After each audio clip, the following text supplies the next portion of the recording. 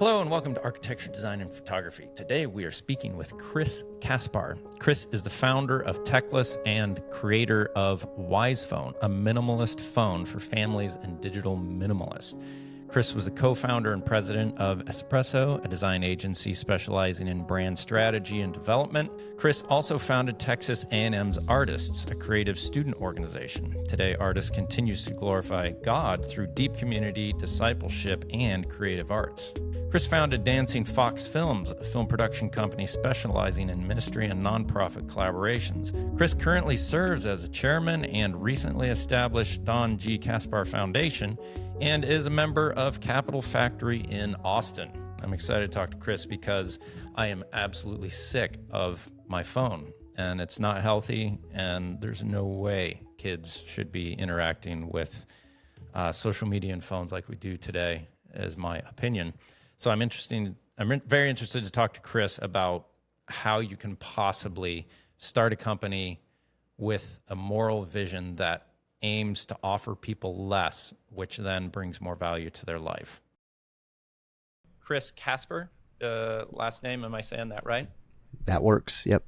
Okay, I really appreciate the mission and the morals that you're putting into a company that seems like a horrible idea from normal tech standards. Like, get the tech out there and just juice the people for their attention and make money off of them. And for some reason, you're going counter to that stream. I am so sick of my phone. I am so sick of it. It takes so much away from my children, so much away from my time. I'm so over it. And I'm trying to find a way to go to rehab, essentially, and not be stuck with this thing constantly. And I never want my kids to have something like this in their life. So that led me, down a bit of a rabbit hole on Google to try and find what are my options and everything else. And I ran across your company, which, first of all, the name Wisephone rather than smartphone and not going with dumb phone. Great move. But I'd like to hear about your history and how you came to actually make this crazy decision to do something like this, because I've tried to start businesses. I have tons of ideas, and I've found very few things that I'm good at. And I've landed on those things, but I cannot imagine how hard of an uphill battle you have. So I'd love to hear more about it.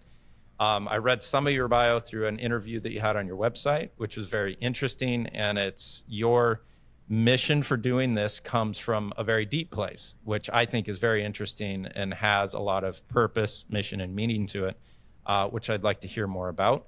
So if you can kind of somewhat introduce yourself by giving us kind of a recap of who you are and how you got to this place where you are today, that'd be super. Yeah, definitely. And thanks for having me on.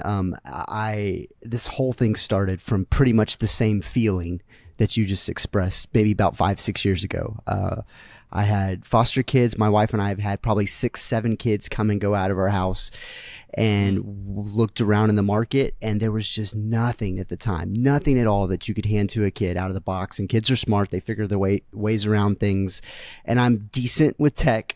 I wouldn't consider myself like a developer or, deep tech guy, but there was just no good options. And so that was kind of the start of the journey, was saying, hey, what can we hand to these kids? Because CPS drops them off and says these 10 and 13-year-old girls will send weird photos of themselves wearing too little to 40-year-old men, and you don't want to be a jerk to them and take away this thing that they're used to.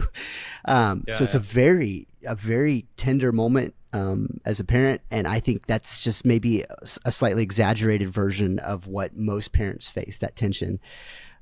So that was the start of the journey. But then for me, it became personal in my own just addiction to screens, technology. I just got sucked in against my will, and just started doing research. Have you ever had your legs fall asleep when you're sitting on the toilet because you've been on your phone for too long? I'll take that as a yes, Chris. Okay, good. All right, we're on the same page. Yeah. I mean, I think we've all felt one way. That's a very specific version, but we've all felt the pains of screen addiction in some way or another. And then just started digging and understanding the why behind why our technology is so addictive. And I think you alluded to it in your opening here, that the people making our technology aren't looking through the lens of what's good for us or our health. They are looking through a lens of what can make me money. And, you know, early on, I'll just tell you, I took an Android smartphone and I turned off everything. I hacked it and just got everything down to where you couldn't see the time, the date, nothing on this device. But the one thing I could not take away was the Google search bar, which is how Google makes money. And all of a sudden it makes more sense why Android was released benevolently to the world. And I think that unveiled the heart of our technology today, that moment. So it's been a journey. It's been an uphill battle.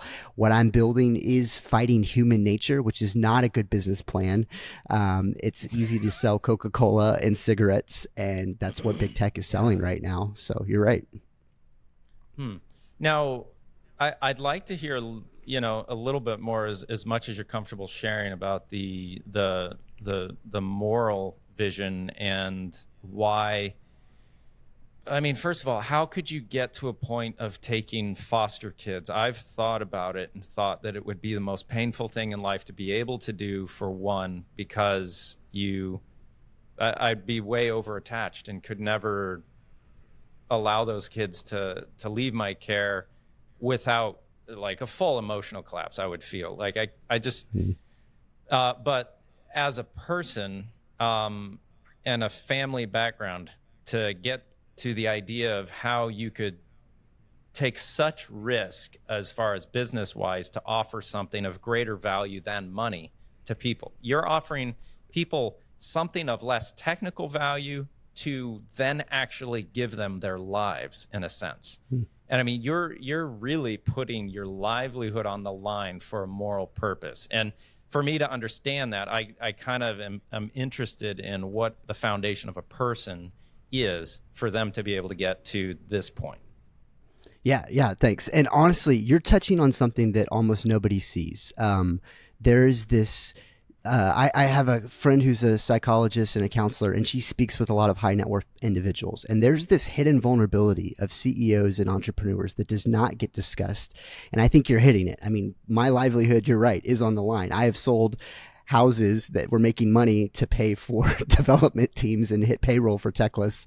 And I am at great risk personally, and I've spent 6 years of my life growing gray hair doing this thing. And I think at the end of the day, I just feel this deep conviction that I could go 100 different ways with this, but the systems we build our lives upon dictate who we become. And if you look at the platforms, I've done some crazy stuff that has created this belief. Like, for example, I did a film project. I was hired by the Russian Ministry of Education. The guy in charge of education in Russia hired me, and he unpacked this story. And I was to do like a micro documentary unpacking the story of the fall of the Iron Curtain all the way to the Russian education system right now. And I know Russia's not seen in a popular light right now, but when the Iron Curtain fell, there was this group of people that came together, the smartest minds in Russia, and they said, how do we rebuild our country? We need a systemic change to rebuild the country. How do we do that? Our generation's so broken, we need to look to the next generation. How do we fix them? We go to education. How do we go to education? We look at everything and redesign the system. And that was the hope for the future of Russia. And I would say our technology is one of the greatest, most overlooked, most unquestioned things. I mean, things like convenience and connection have been sold to us, but there's some deep lies that are really hurting us right now. And so I said, hey, if I can own the platform, come at it from a different perspective than what everyone else is, then there's tremendous potential to have a redemption here, to change lives, to transform culture. And my hope is, hey, 30 years from now, we can have kids that they have a porn-free childhood. We can have people that just aren't addicted in the way that I've been addicted to devices and screens and entertainment, and live clarity of life the way that people lived 150 years ago, and not be owned by our technology. So that's a little bit peeking behind the curtain here, but systemic level change is platform level design thinking. So now to understand your value as a company, your value as a company is not in the advanced tech.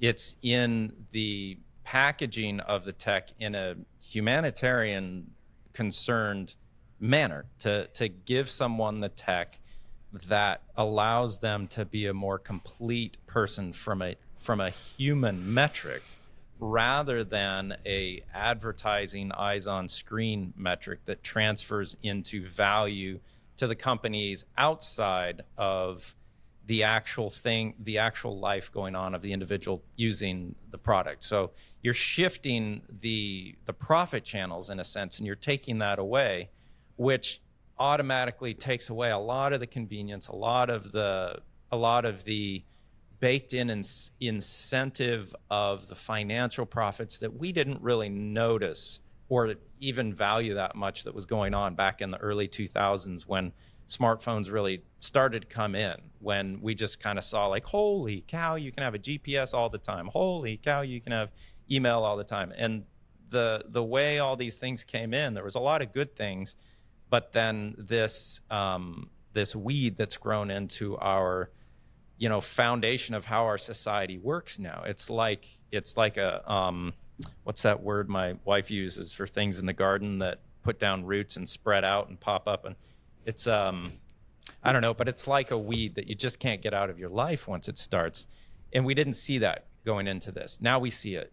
How do you market and sell the value that someone already has the choice to make but can't in a product that is less than and less appealing than the one they're currently holding? You have to essentially preach to a choir in a sense that already wants and knows what they want and is in line with what you want, or you have to start a whole marketing campaign on, an uphill battle to convince people like life will be better without this. And people can't bring their head up long enough or even remember life before these. It's like you and I are kind of like dinosaurs that remember the joy of anonymity before this, that you could get lost and have a peace of mind and not have everyone know everything all the time. How are you going to make this happen?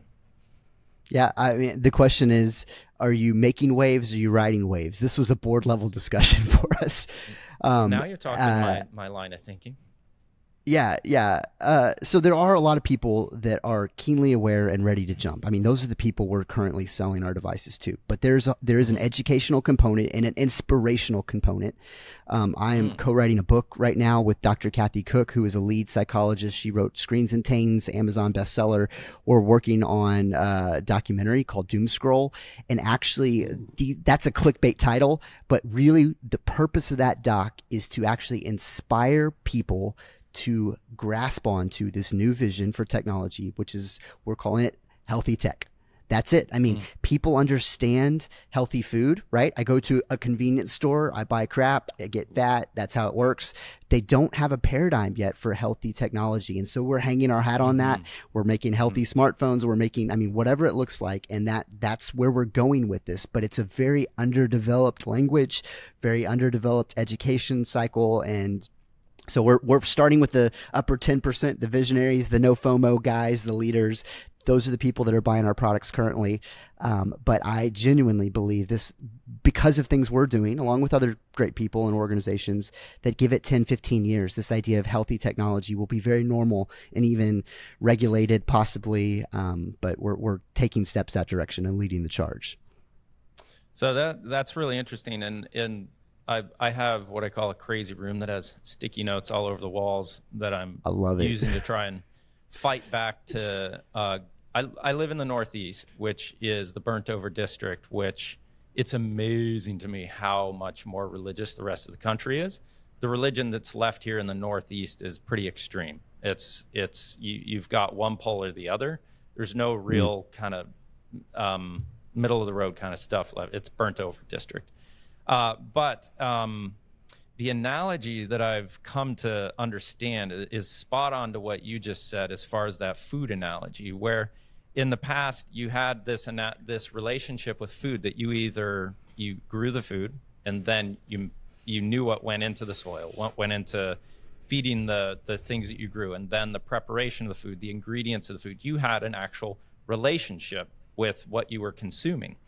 Now we've gone through this process of getting a lot more tech, which then moves the food production off of our backs and makes it a little easier for us to have luxury time rather than constantly having to be growing, preparing food. And now that is a great thing in some ways, but a bad thing in other ways. We lose the wisdom of the cycles of nature, the cycles of animals, of insects, of the effects and the exercise of just doing those things, all of that. The family gathering around a table to actually make food and consume food together.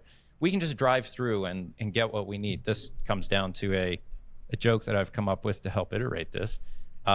What is the commonality between fast food, fundamentalist religion, and pornography? They're all shortcuts.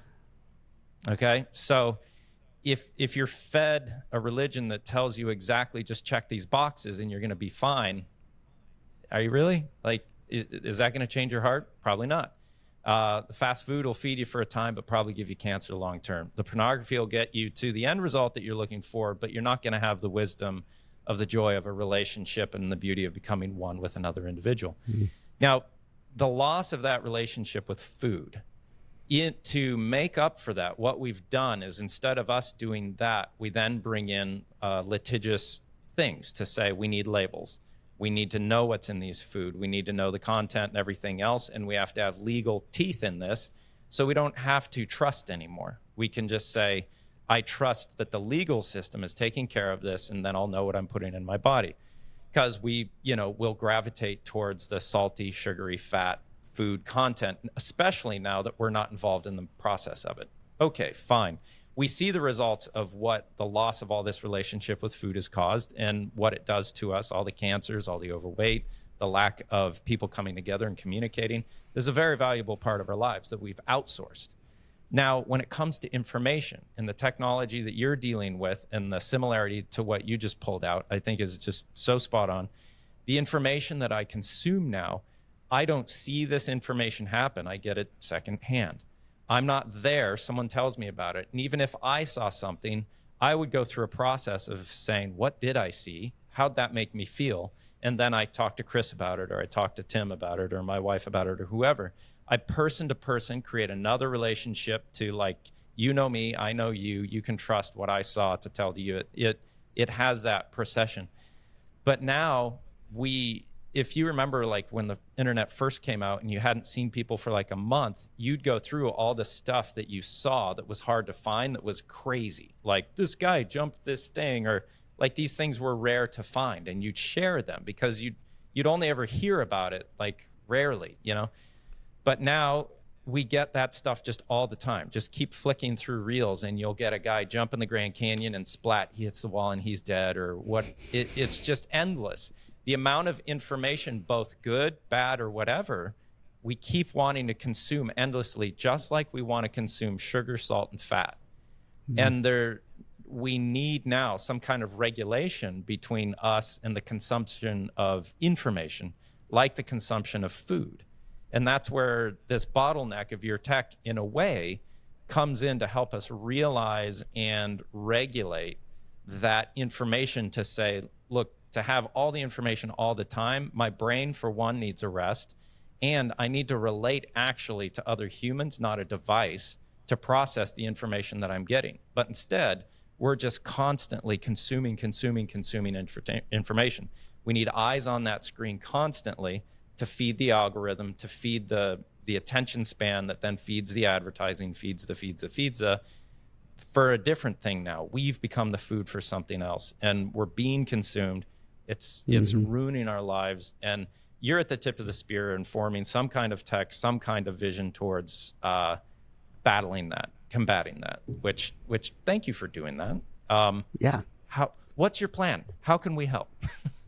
Man, I mean, I'll just say this is fledgling. Like, imagine Whole Foods years and years and years ago when they came up with the word. They're sitting in a room and they said, let's call this fair trade. Like, that's where we're at right now. And only weird people shopped at Whole Foods. It was the women that didn't shave their armpits and people that didn't believe in body soap, and that, and not that that's that big of a deal, but that was who shopped there. That's where we're at in this moment right now. So I mean, honest. Yeah, it was hippies. And so there's a bunch of digital hippies right now that are pushing back against the system, and the system is entrenched. I have this new thing called smartphone discrimination, where a store or a school or a program assumes that you have a smartphone. And so Yeah. I'm advocating and being pretty bold against that. Like, my kids don't need a smartphone to do their homework. I don't need a smartphone to park at Trader Joe's. So that's where we're at right now, is being bold and courageous and weird. So what are the things that are good to include in a phone like this, and what are the things that are things that we should be knowledgeable to remove from these phones to kind of recapture our own attention and lives? Yeah. So that's the question we ask ourselves every single day. We think deeply about it. We actually have a design philosophy. We call it SOPHIE, which is, I think, Latin for wisdom. But we are literally trying to find that line and parse it out. And just to give you the high level framework, or the way we're looking at this thing, on one side, you have the hyper-connected world. This is the default. This is everyone. They're exhausted. This is the norm.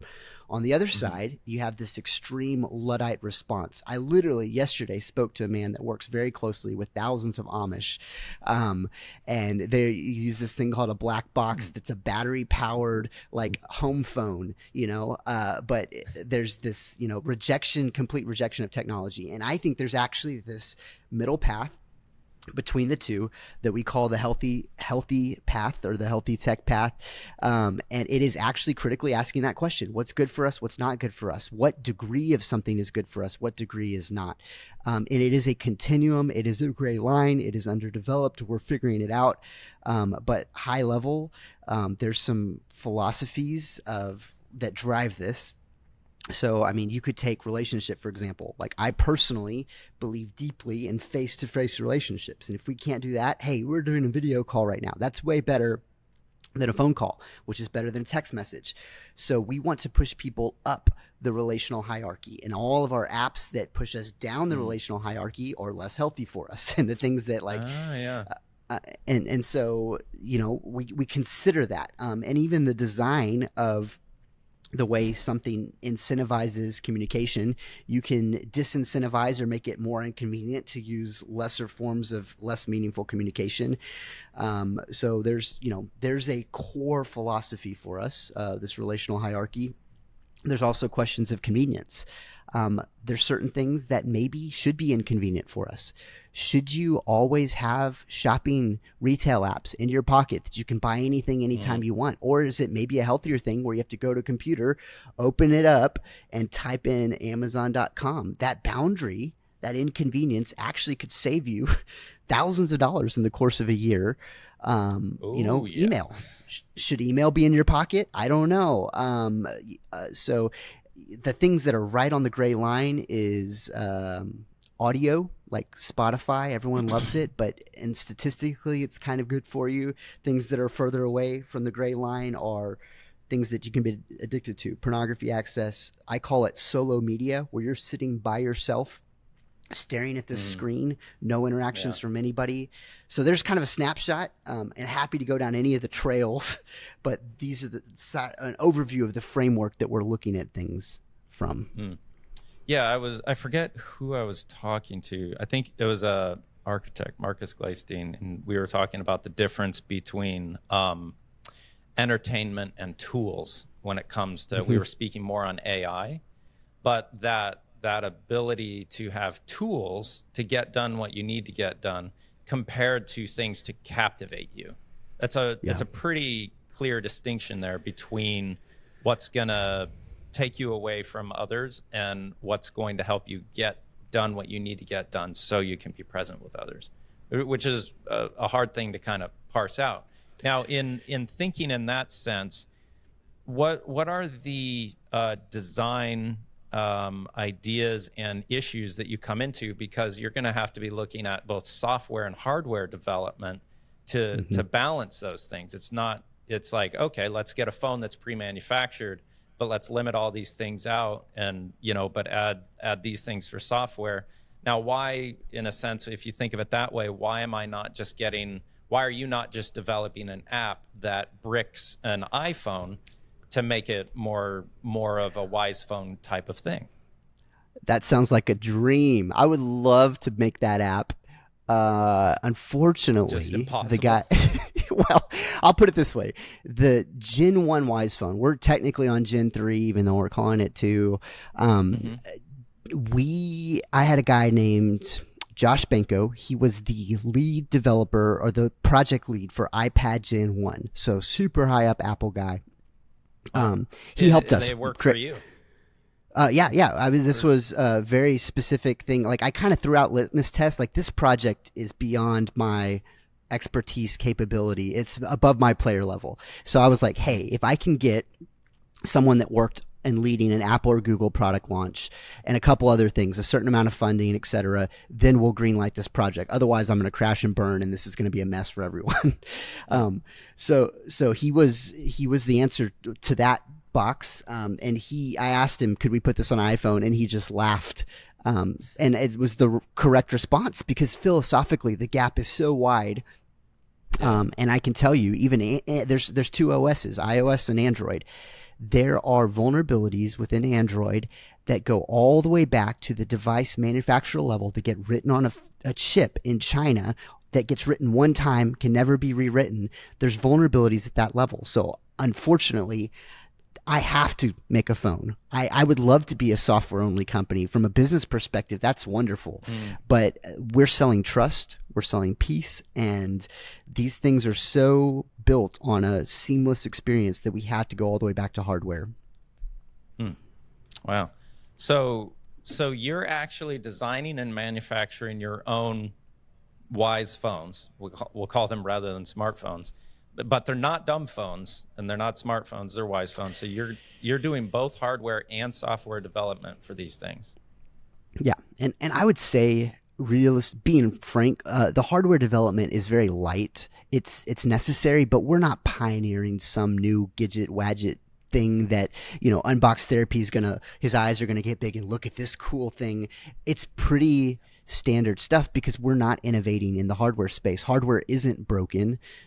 It's the software and the design philosophies around user experience that's just so deeply broken right now. So, yeah, the thing I find, when coming from a design background, I work as an architectural photographer to pay the bills. I do this on the side for fun, but to look at the aesthetic design of the simplicity of the user interface, to me, is just like, look at it. It just simple. Like, I just pull it out and, like, there's a list of tools. It's black and white. It's just beautiful. Like, to me, that just is calming. So kudos. Awesome. There. Thanks. Yeah, we and I will tell you, that was really, really hard to make. Like, so talk about another key player in the project. We had a guy named Eddie Lobanovsky. If you look up his name on dribble.com, which is like a major design site, he's the #1 UX UI designer rated there. Like, this dude is top notch. And I gave him a brief. Let's design a phone OS, the whole thing. And you get 2 colors and 2 fonts. And he said, okay, let's do it. So we built that whole thing. I mean, we ended up adding about 5 icons. Oh man, we did Roboto, just because it's so simple, basic, and then we started with one called Bookmania, and I think we've updated it since then. But literally, the whole phone, 2 colors, 2 fonts, 385 icons, and that was doing less. If you're doing architectural photography, you know that the world-class architects are the ones who can pare things down to the basics, and that's what's hard to do. And I'm very proud of what we've built. And it wasn't easy to get to that place. So, now, what are the major tools that you choose hardware-wise to be able to include in your phones? Like, so if I can, before you answer that, if I'm to list the things that I do love using my phone for, that I would hope to find in a Wisephone, I would want the ability to have navigation. I'm using that all the time, and it doesn't distract me from anything other than being able to navigate where I'm going and zone out and listen to some music or think. I do love listening to a good podcast when I'm traveling and everything else. So the ability to store it and listen to it when I want.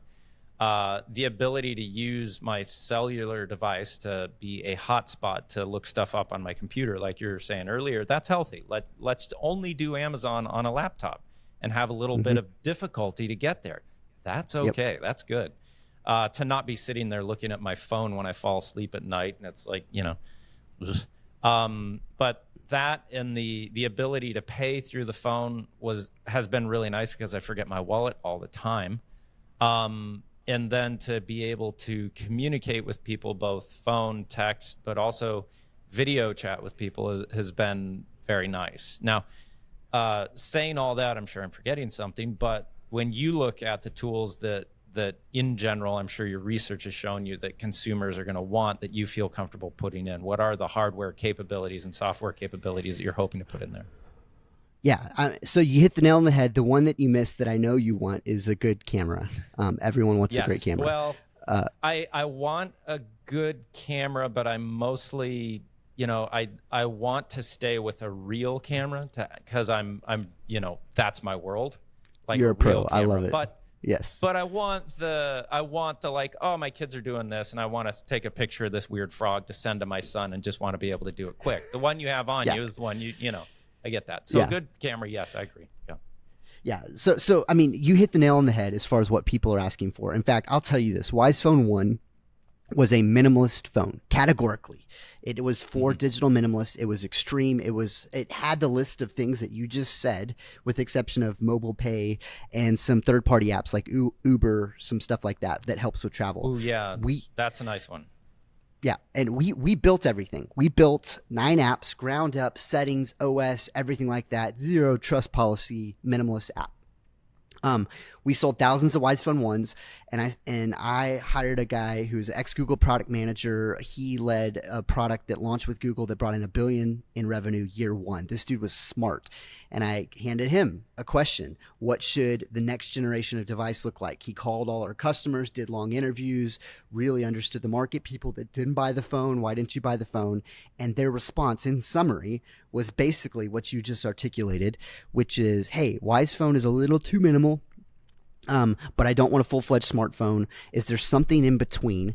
And we had to break into third-party apps, Uber, the Delta Airlines app, some things like that. And so Wisephone 2 is philosophically breaking into that category where we're allowing third-party apps, but they're very carefully curated. We're launching something called the Techless Tool Drawer, which is just a handful of things that you need that are practical, useful, transportation, logistics, payment, banking, things that don't suck you in, no entertainment, no access to explicit content, no browser, no email for now. And so that's what we're doing. It has a hotspot. That's exactly what we've created. And we're very intentional about the apps we release. And who knows, we might even take some back if they prove to be bad, and we're going to tick off a bunch of people, but we have to have courage going into this. And I mean, we're kind of opening up Pandora's box of opinions of what should be and shouldn't be on the phone, because everyone has a different opinion, but we are in a sense trying to be the moderator of that, and taking that ambitious task. And so it won't be for everyone, but that's where we're going. Well, it's such a commendable and it's like such a commendable and stupid decision, to look at it from, like anyone who's financially advising you, like, I'm sorry, you're taking your family fortune and doing what? No, this is a mission to better society, that if you can. It's just sad because the people that are going to value it are going to be the few people that are starting to actually pay attention enough to how much their lives are degrading because of interacting with this thing. And I wish you the best, and let me know what I can do to help.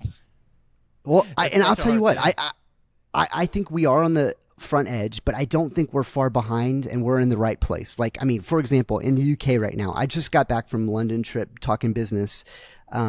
There's regulation happening right now. Like, literally, they're passing laws banning smartphones in schools.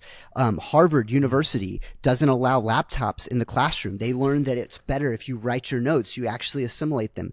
There is cultural shift that's happening right now, and we're the brand that, yeah, there you go. I mean, I've got paper notes right here. I'm taking just, but there's a cultural shift happening right now, and we're a brand that's positioned to be perfectly poised to capture the need that is coming. And I'm not a big fan of regulation, but if it happens, like, who's going to make that thing? We're here, we're years ahead, and we can answer that call. So it was crazy 5 years ago. Now it actually kind of makes sense. And it's just finding the dance of how do we bridge the gap between the aspirational and the practical. And so we're working on it. Right. Commendable and stupid, I guess. Well, yeah, the individuals that have to have the courage to do what you can, it's like a work of prophecy in a way, that you're coming to tell people things they don't want to hear, but they need to hear. And you're hoping that they hear it and lift you on their shoulders and reward you rather than burn you at the stake. Yeah. And I'll tell you what, two outcomes for prophets. Yeah. And we have, what's cool about this is we have a super devout following and a really cool brand. Like, our net promoter score is better than Chick-fil-A and Apple and Google. Like, but at the same time, there's a few, not a lot, but there's a few people that hate us, which I think is not such a bad thing. That means we're doing something meaningful. Of course, if half the world hates us, then maybe we need to do a heart check and we're doing something wrong. But if there's a couple here, we're doing something potent, and I'm okay with that. So, what do you find are the most awakening emerging markets? Where are you finding that people are coming across, or where are you finding people that are coming to your product from? Is there a consistency? Is there, like, well, church youth groups are the main thing, or people who actually develop tech that would never let it in their home are actually coming and getting your tech and using it in their home because they know what tech is capable of? Like, yeah, that's the odd thing that, Steve Jobs would have never let his kids play with the stuff he made, kind of thing. Totally. So yeah, of course there's those guys. The big trends we've noticed is typically just direct correlation with affluence and people understanding and buying our product. Meaning, people at the lower end of the income spectrum the smartphone has a lot of value, right? It's free. And at the higher end, you have the luxury of having a professional camera to go shoot photos with, or the luxury of buying a GPS for your car, or, like things like that. And you start to realize the value of your time and attention. It's holding in a higher regard, and you're willing to pay more for it. So there's direct correlation with affluence. There's also a correlation with countercultural thinking. So the more non-traditional someone is, and this could be across any categories. I mean, you've got people that practice nude yoga. Like, okay, they're interested in our phones. They're kind of unusual. We've got, people, the further on the fringes of society groups are, the more they understand what we're doing. And then the last group is, I would say, there's a connection with devout religious of all faiths. And so we have Muslims, we have Catholics, we have Protestants across the board in the United States currently, and there's a correlation with the more devout they are, the more serious they take their faith, the more they're willing to dive into this, because they understand the idea of personal sacrifice and life-changing things, and maybe looking a little bit weird. It's not that big of a deal for them, versus I want to look like I have a normal smartphone type of continuum. So it's kind of an overview here. If you're, pretty religious to begin with, you're going to be comfortable with feeling weird in society now anyways. So yeah, already over that hump. That's an interesting cross, like that crossing of affluence that makes sense, that people who have been able to utilize their time into transferring that into a high amount of value or worth within society are then going to have that pushback of realizing, oh, my time, my attention is actually of value, where someone who's working for a lower wage will not feel as much that their time is as of much value, and they're being preyed upon by the more affluent that want to sell products to those who think their time is not as of much value, but can at least extract money from them. And the value that those people's time, primarily is in the raising and mentoring of those who are under their care, which now we've got a pandemic of basically removing the attention and the care of the nuclear family from the people who need it most. I mean, the distraction, and I get it. Like if I'm a stay-at-home wife or husband and I'm dealing with kids and a messy house all day that I have to keep in order, I want an escape. I absolutely want an escape. And that phone provides such an amazing, like, lock the door and start scrolling through reels, you know, hey, good to go. But that's a sad but appropriate realization with the market in affluence. Counterculture is interesting to me in that market research, in that these are people who are going to be more open, probably less likely to be open, less likely to be highly religious maybe, but the more counterculture people who are highly religious are the more highly conscientious, who will intrinsically have more of an ideology that points them towards not having outside influence in your life as predominantly as people who are not highly religious might be open to that influence. So that's an interesting kind of pool of fish in a barrel to market to, which is actually fairly good, because on one sense you've got people who can afford your product, the affluent, and then on the second, the countercultural people are going to be open and wanting to try something different. So I hope that plays into your success. The other thing I was thinking, how do you combat the realization that Vine existed before TikTok, as did Blockbuster Video before Netflix? Both of those failed fantastically, fell on their face, Blockbuster and Vine, to give way to TikTok and Netflix. What did they get wrong that the companies that came after did right to make those things an absolute, weed into our lives in a sense? Totally. I mean, and like some of it has to do with market timing, like Vine and TikTok. There's no difference between those two. Not at all. The market was ready and the other one wasn't. And this comes down to some business 101 things like debt, cash flow, capital management. So I mean, right now Techless is fundraising right now, and this is my full-time job, is going to raise funds. We're on WeFunder. We've raised quite a bit already. Our round's like a third full, which is amazing. But I'm watching cash flow like a hawk. We in 5 years we finally made our first profit this last month. We made $300. Heck yeah. But what I care about is, but here's what matters, is that we are now sustainable. And right. I'm about you to can hire pay your one. People. Exactly. Because otherwise we're just living off of investment cash. We have so much money raised, and that pool just gets smaller and smaller and smaller. And there have been times where the pool is zero, and you're watching your life's work flash before your eyes in slow motion. Sure. But so I think there's just some business management there, which I don't think we have nailed down perfectly, but there are many things we would like to do that we could go faster, but we're just taking it slower and making survivability a rallying cry for us on some levels, which is not your classic venture game. But if we're still around in 30 years from now, then we've won that game.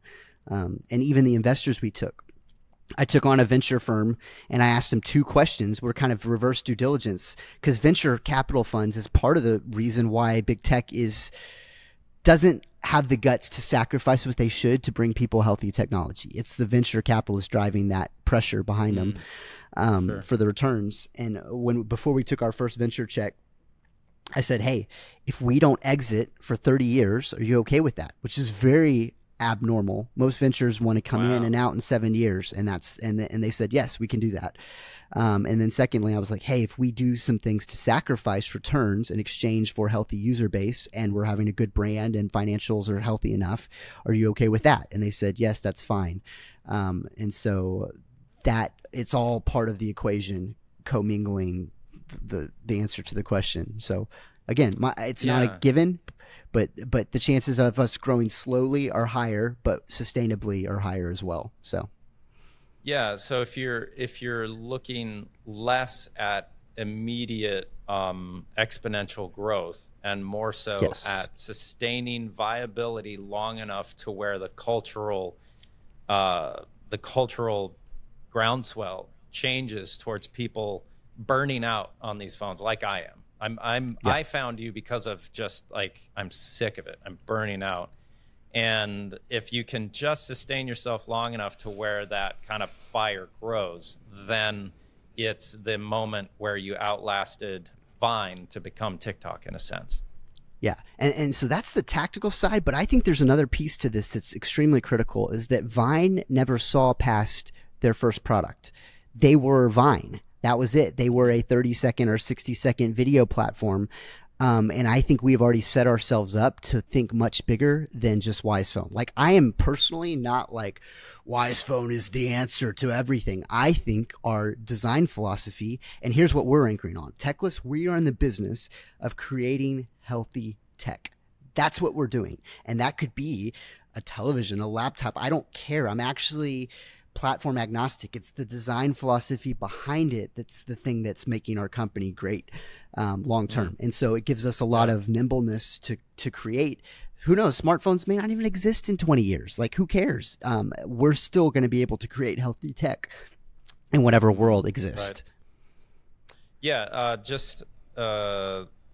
we went out and got a Samsung frame TV because my youngest son really loves to take nature photography images, and I like wandering around and taking weird images of desolate places in like Texas and the Southwest. And I like to see them very large on our wall to see, all right, what is this work I've been able to capture? How could I improve it? How's it feel large? But every time I turn that Samsung TV on, it goes to all these different media choices and this ugly screen of like, do you want to look at Netflix, YouTube, Amazon Prime, this, that, that? Do you want to buy this? And I just want the screen to come on and display images that my son and I have taken, cycle them. It's not that hard. Like, why do I get, forced in? And then inevitably it starts to play something on cable. And inevitably, like, my wife's still very, very religious. I'm working my way back there slowly. Inevitably, it's some kind of horror flick. And she's just like, turn it on, And I'm like, I'm sorry, I don't know. I just wanted to put a pretty picture up. And it's like, why do we have to have all this? And it's because they're just juicing us for that thing, which means we have to pay more for it to get our lives back, because you can't profit unless you're selling stuff. They sell it to us for cheaper so they can sell our attention span. Yeah. I mean, and that's it. I mean, that's one example. Well, okay. So one of the philosophies, and this may be unpopular, but I'll just throw it out there. Like, one of the things you have to do is be transparent about your pricing and your profit. We decided on a premium membership plan. And if you think about it, this isn't so normal. You pay for television shows or even Amazon Kindle. You can buy an Amazon Kindle without special offers or with special offers. It's the same piece of hardware, and one has ads and one doesn't. Netflix, now they have a with ads and without ads. There's a delta between the cost. YouTube, with ads, without ads, $15 a month is what the cost is. So we decided to just take a permanent no ads stance, which all the streaming services used to be no ads, and then they've taken it back. Even Amazon launched ads on Amazon Prime. And so they've all backtracked on that policy, but we're going to hold the line, and we're going to charge a premium service for what we're doing. And my hope is, long term, we're talking 10 years from now, hopefully to have a Techless subscription that's universal like Amazon Prime, and it covers a whole host of services that are all ad free, and it's kind of an ecosystem. But I will say the phone thing has been enough to chew on for 5 years. So we might just stay in that lane for a while. It's the low hanging fruit that's changing lives. So when the Wisephone, are you calling it 2 or are you on version 3 currently? Yeah, Wisephone 2, we're calling it Wisephone 2. And we have another project in the works too, a different phone that's slightly different from user experience, that's kind of bifurcating the market a little bit. So how much are you able to talk about that? I can give you some hints. I've been using it. Actually, you will be the very first person, because we're going to start shipping it in an early access program in a couple weeks here. So I'll talk about it. We're calling it Rephone, and it is basically philosophically very similar to Wisephone, but it has a more Android-esque experience. It's less innovative, it's less pioneering, but there's a whole host of people that want something a little more normal. And so it's mostly just a user experience difference. Philosophically, it's very, very similar. And so that's all there is to it. There's not much difference from a hardware perspective. It's just a slightly closer to Android experience. So nothing crazy, okay, so actually. Essentially a Wisephone, but can work on the Android platform with the appropriate limitations and everything else. But do you end up getting some of the drawbacks of the intrinsic things within the hardware of the Android system? Or So we have finally, took us years, we have finally figured out a foolproof way to negate the vulnerabilities at the OS level. And so the things that you're going to be different are notifications. It's just busier, colored screen. There's a lot of, it's halfway between. So if Wisephone is on one continuum, Wisephone 1's on one continuum, a full-fledged smartphone's on the other. Wisephone 2 is a little closer to a smartphone, and Rephone is a little closer yet. Because you have to deal with these continuums when you're talking with people about it. But philosophically, no solo entertainment. We're still controlling the apps that can go on it. No access to explicit imagery, no email, backdoor browsers, things like that. So it still has a very robust controls, and it's a little better suited for creative professionals like you and me. We have a lot of creative professionals, and like I just traveled to London. Well, I use this phone. Here it is, secret. Secret visuals. But I use this phone to travel internationally, and I could never do that with Wisephone 1. So it's a little more capable. So you were able to access the European cellular network and use Uber travel apps and stuff like that a little more so. Yeah, everything. The Tube app. Wisephone experience.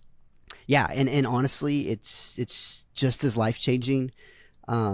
Beforehand, I had to go SIM swap into an iPhone with Wisephone 1 for travel, and I travel quite a bit. And so I would always feel my emotions and just mental health, I could chart it out, and I put my SIM phone back in my iPhone because I just don't trust myself with an iPhone, and I would just start getting cranky and angry and like just distracted, and then I go back to Wisephone and I'd be at peace again. And this is awesome because this is sustainable to use as a permanent device. So have you done any studies with following kind of like the reported mental health of people as I'd imagine like the first 5 days is hell, and then like there seems to be probably some coming down of like, because I find that if in the winter I don't work from the end of December until about April. I've just chosen to earn less money and spend more time with my family, and that beautiful while my kids are still at home, and I'm very, very lucky to be able to do that.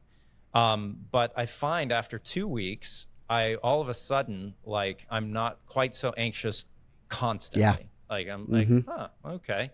And then after that, there's this settling in of being reintroduced to yourself before you entered the workforce. If you have that much time off, it's a luxury and something that I wish everyone could be able to do. Hopefully we'll get there as a society, who knows?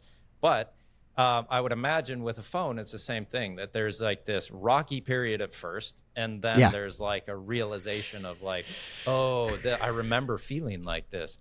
Have you followed people in that at all, or tell me about your experience with that at least? 100%, super well documented. We know precisely that journey that people go on, and you pretty much hit the nail on the head. The first 14 days is really tough, and it's the readjustment, and it's like there's this thing that people do. They stick their hand in their pocket and they pull out their phone and they look at it, and then they're like, wait, I can't do anything on it. They stick it back in their pocket. Yeah. Sometimes they do it without their phone. And then there's, first 14 days is just readjusting, and you have to find little microsystems to adjust to the inconveniences of having a minimalist phone of like, it's a new life. And that's what we're going after. Genuine life change, like breakthrough improvement on the way you're living life, and that requires slightly new habits and systems and rhythms and all that type of thing. And then by the time 30 days comes around, everybody universally has deeper feelings of peace, and freedom, and they won't go back. And so just it's just unanimous here. And we actually did this cool thing with Wisephone 1 for a while when we had a bunch. We did a detox kit where you could rent a Wisephone for 30 days. And we had cards, vision cards, and it was one per day for 30 days. And you could follow along on that journey. And, sometimes it was an exercise or a quote or something like that, or a piece of information for you to follow along for that 30 days. And it was really innovative and really took off. Gizmodo posted an article about it, brought us a lot of traffic. But 30 days after that, and this was very clearly a rental program. We didn't incentivize a sale afterwards or anything like that, but about a third of the people decided to keep it, and many of them decided to do this once a year for 30 days. I just want to commit to doing this detox thing, because that's about how long it takes to sort of reset your life and feel these new feelings of freedom and peace. So it's like a phone fast or a dopamine Yeah. fast, basically. Yeah, it's a reset. It really is. It's a reset. So what is that feeling when you would go back to using an iPhone? Like, even you being the head of a tech company providing an option, it was difficult for you to even exist peacefully with having that option in front of you. Yeah. I guess, if you watch the Sugar documentary, this was a man who he ate very healthy all the time. And then all of a sudden he did the supersize me thing where he just ate a bunch of sugar, and he was even more in tune with his body's response to how terrible it made him feel, because he had a baseline for health. And I guess I feel that way. I understand peace and freedom and just like this. And so then when I put my SIM card back in my iPhone, which luckily I don't have to do anymore. I'm done with that. Like, I have a new permanent phone, which is amazing. But when I did that, I just became instantly, like, I just felt it. It was like, just, you eat healthy and all of a sudden you just go to McDonald's for 4, 6, 8, 9 meals a day and just load up. You just feel like garbage, and you're in tune with your body in a new way. And I think I hit this new level of, I guess, awareness of my mental health that I have, because I lived without that and just feel terrible. So what is the feeling after a month that I should look forward to as a marketing pitch from you, essentially? Yeah. So those words that I used, feelings of peace and freedom, those are the summary of 100 interviews with Wisephone users who use the phone for more than, typically 2 months or so. That was the universal feeling. And so you just don't, I think you just don't know what you're missing until you've experienced it. And the best way to describe it, I have a friend in Pakistan. So I went to Pakistan, to a big city, Islamabad. There are millions of people. I mean, a massive, massive, big crowded city. And that whole city, there's only one movie theater, which speaks to the culture of entertainment in Pakistan. And when I went there, we hung out for 2 weeks. We just talked and went to coffee shops and hung out, and we're very, very relational. We did not zone out on our phones. And there's no way to describe the relational depth of the Pakistani people. They often do multi-generational living, where parents live upstairs and kids and their grandkids live downstairs. And I got to be in the home and experience that. And I was just amazed at how good these relationships were. That notion probably sends a cringe up the spine to 90% of the people listening right now, because that's a very hard thing to do. And it requires grace and humility and conversations. And I mean, there's just this thing, but I saw it and it was beautiful and it was wonderful, but there was no way I could have had a vision for multi-generational living had I not gotten to experience it firsthand and see it in its true beauty. And I would say it's probably the same with Wisephone, and just in general, living a healthier digital life. The pot has boiled where the frog's in it, and you're just not aware of how bad it actually is until you jump out of the pot and you're like, wait a second, I don't want to get back in the water again. That is you're inspiring me, and I really appreciate that you're brave enough to do this. I think you've found something of value to give to people, and it was already theirs, and you're fighting to give it back to them. That's really interesting and amazing. So thank you so much for taking the risk which is Thank you. that's as accurately as you can put it. You're taking a massive risk, but you're doing it intelligently and with intention and purpose, giving people the value back that has been taken from them that they don't even know they lost, which is very, very odd. When Wisephone 2 and the next phone, this additional one, when can we get our greedy little hands on them? Yeah. So Wisephone 2 before the end of the year. Hardware is hard, and our manufacturer is making very legit product, but slower than I would like, and I'm frustrated with them, but they're making a very good product. Rephone is going to be shipping very soon. Like I said, we're doing early access to our first 100 people. We have many hundreds more on order coming in behind them, so probably a month out. And so best way to stay in contact is just subscribe to our newsletter. And you can stay abreast of those two devices, but they are both life-changing. Rephone has been a dream for us. So great. Well, I'm very excited about what you're doing, and I believe we're going to take advantage on this podcast at minimum of being an affiliate program, I believe, so people can I love it. Click on a link and get a discount and a thing and a kickback to us or whatever.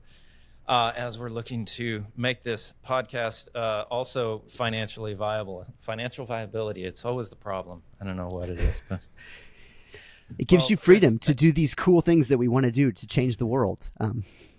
Yeah. I wish this weird thing that's just value printed on money, we could do more with it than chase it constantly. So whatever that is that we're doing is a weird thing, but I appreciate how you are aligning the value of your life and working towards transferring money into giving, creating a business, giving people value back to their lives that was theirs to begin with.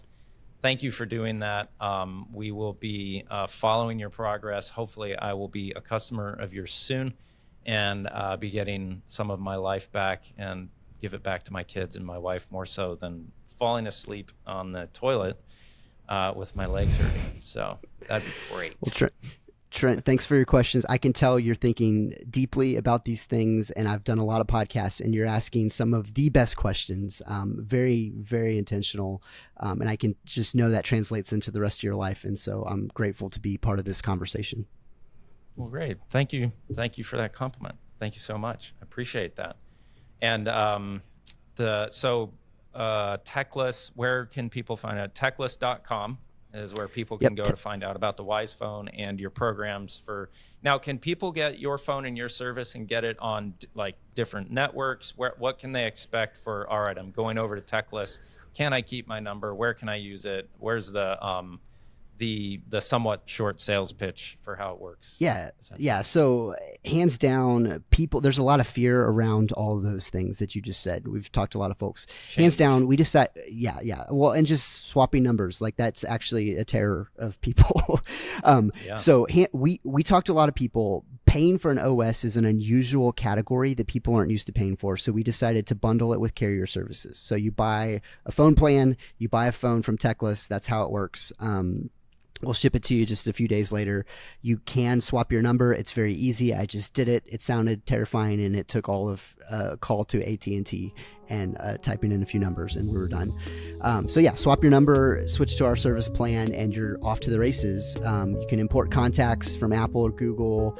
That's another fear, but it's a fairly seamless process. I think the thing to buckle up for is those first 14 days of like, hey, your life is going to look a little different. That's the real shock to the system, I would say. Chris, thank you so much for taking the time. Really appreciate it. Really agree and value with what you're doing. So thank you so much. It's been an honor. Thank you.